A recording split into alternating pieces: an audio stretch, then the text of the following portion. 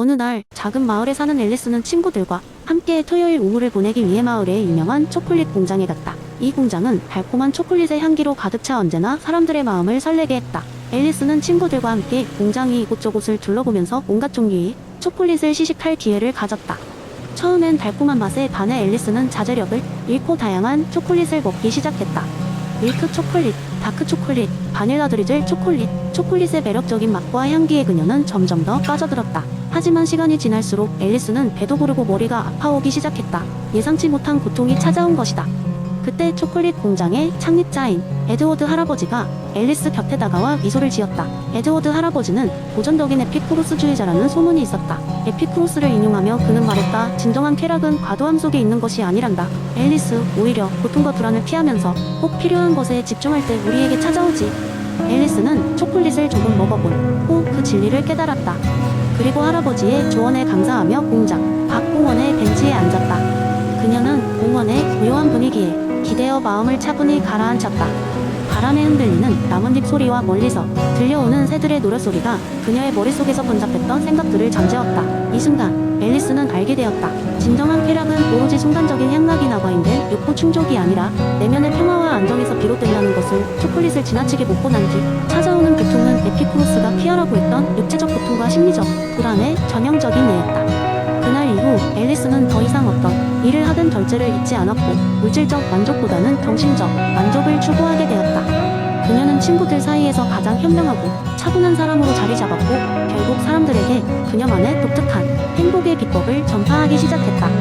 그녀의 이야기가 전해지면서 마을 사람들 사이에서는 앨리스의 초콜릿 철학이라는 새로운 이야기와 함께 그들이 진정한 쾌락과 행복을 찾는데 큰 도움을 주었다는 이야기가 전해졌다. 두 번째 이야기. 한때 우리의 작은 마을 어귀에 오랜 산책을 즐기며 폐허가 된 성당을 지나가곤 하던 할아버지가 있었습니다. 그 성당은 이제 벽이 부서지고 천장이 무너져 내린 그야말로 역사 속에서 잊힌 시간이 되어버린 곳이었죠.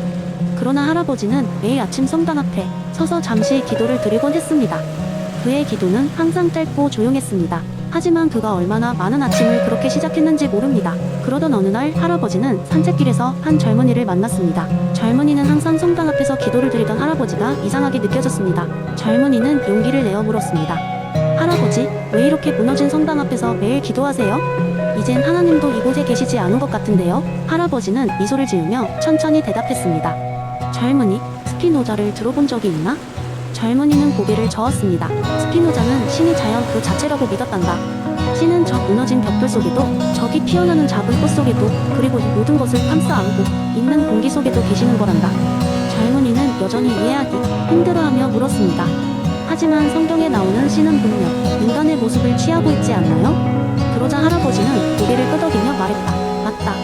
하지만 스피노자는 우리가 보는 세계, 그리고 그 이상에 존재하는 모든 것들이 신의 일부라고 했지. 범실론에서는 신이란 존재가 우주 그 자체요. 모든 사물과 현상 속에 깃들어 있단다. 우리의 삶, 경험, 그리고 우리가 만지는 모든 것들이 곧 신의 표현이지.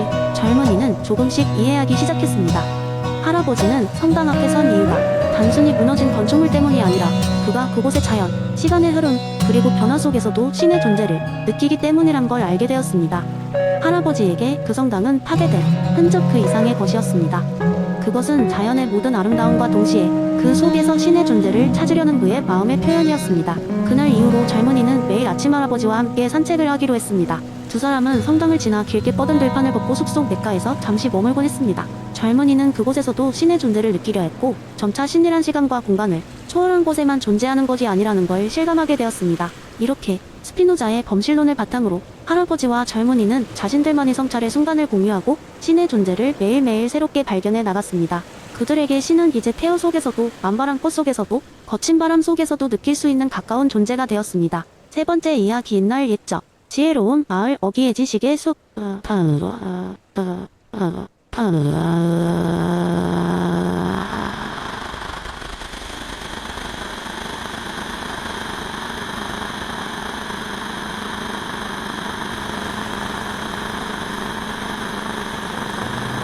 이라고 불리는 신비로운 숲이 있었습니다.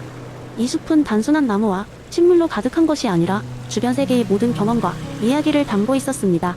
사람들은 이 숲을 두려워하면서도 숭배했습니다. 왜냐하면 이곳에 들어가면 모든 기억이 사라지고 아이처럼 백지 상태가 되어 나온다고 믿었기 때문입니다. 어느 날 근처 마을에 태어난 한 아이가 있었습니다. 그의 이름은 루크였고 그는 특별한 재능을 가진 아이였습니다. 루크는 태어날 때부터 어떤 특별한 지식이나 능력을 가진 것이 아니었습니다. 그러나 그의 부모와 마을 사람들은 이 아이가 온 마을을 구원할 운명을 띠고 태어났다고 굳게 믿었습니다. 루크가 11살이 되던 해 마을은 큰 위기에 처했습니다.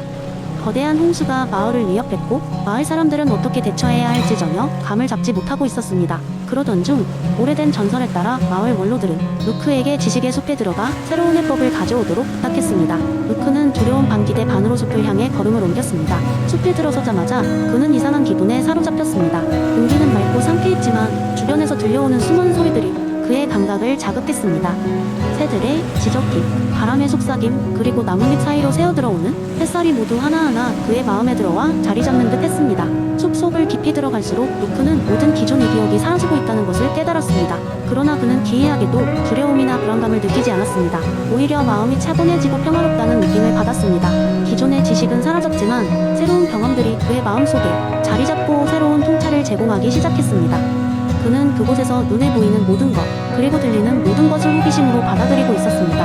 마침내 루크가 숲의 중심에 도달했을 때 그는 마치 모든 것을 알 수 있을 것 같은 기분이 들었습니다. 그는 그곳에 앉아 눈을 감고 깊은 성찰에 휩싸였습니다. 자신의 감각에 의존하며 숲이 이야기에 귀를 기울였고 문득 떠오른 것은 단순하지만 강력한 진리였습니다. 환경과 경험은 우리가 생각하는 것 이상으로 우리의 마음을 형성한다는 것입니다. 그리고 그가 새로운 지식을 얻기 위해 필요한 것은 자신의 경험과 그로부터 얻어진 통찰을 이해하고 활용하는 것이었습니다. 루크는 마을로 돌아가 마을 사람들에게 숲에서 배운 것을 설명했습니다. 그는 자연의 흐름을 이해하고 받아들여야 한다고 말했습니다. 그리고 홍수를 피할 수 있는 창의적인 해결책을 마을 사람들과 함께 생각해냈습니다. 그것은 바로 강을 파내어 마을 외곽으로 물길을 돌리는 것이었습니다. 마을 사람들은 그의 아이디어를 실행에 옮겼고 마침내 마을은 홍수의 위협에서 벗어날 수 있었습니다. 시간이 흐르며 루크는 마을이 가장 지혜로운 이로 성장했고 그는 자신의 경험과 지식을 나누며 많은 사람들에게 존경을 받았습니다. 그리고 그는 끊임없이 배워나가는 것이 얼마나 중요한지를 마을 사람들에게 상기시켰습니다. 존 루크의 백지설은 루크의 이야기 속에서 다시 한번 증명되었습니다. 태어날 때 아무것도 모르는 아이가 자신의 경험과 환경을 통해 어떻게 지혜롭게 성장할 수 있는지를 보여주면서 말입니다. 이는 우리 모두가 끊임없이 배우고 성장해 나갈 수 있음을 상기시키는 이야기였습니다. 네 번째 이야기 알렌 바디오의 사건 이론을 바탕으로 한 편의 이야기를 들려드리겠습니다.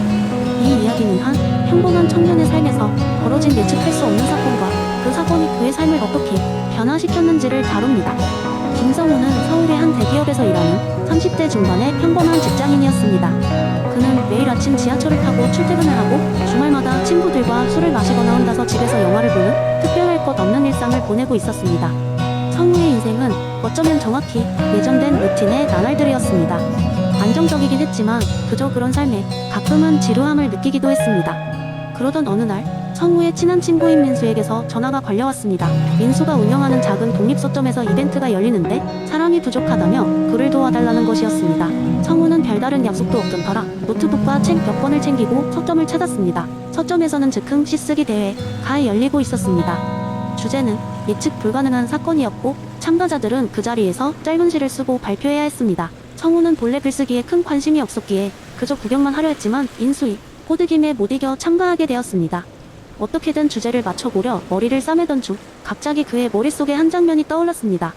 몇 년 전 우연히 길에서 마주친 한 노인의 이야기가 생각난 것입니다. 성우가 퇴근길에 정류장에서 버스를 기다리던 중 옆에 서 있던 노인이 느닷없이 그에게 말을 걸었습니다. 노인은 자기가 살아온 이야기를 쏟아내기 시작했습니다. 처음에는 당황했지만 점점 그의 이야기에 빠져든 성우는 노인이 인생에 가장 빛났던 순간을 이야기하는 걸 듣고 놀랐습니다. 노인은 아무 계획 없이 무작정 떠난 여행에서 삶의 중요한 교훈을 얻었고 그것이 그의 인생을 송두리째 바꿨다고 했습니다. 이 이야기를 바탕으로 성우는 즉석에서 시를 썼습니다. 노인이 경험한 그 예측 불가능한 사건이 그의 인생에 불러온 변화처럼 우리가 알지 못하는 순간에 발생하길 기다리는 사건에 대한 희망과 불안을 담았습니다. 성우는 예상치 못하게 대회에서 상을 받았고 그의 시는 서점에서 작게 인쇄되어 사람들에게 팔려나갔습니다.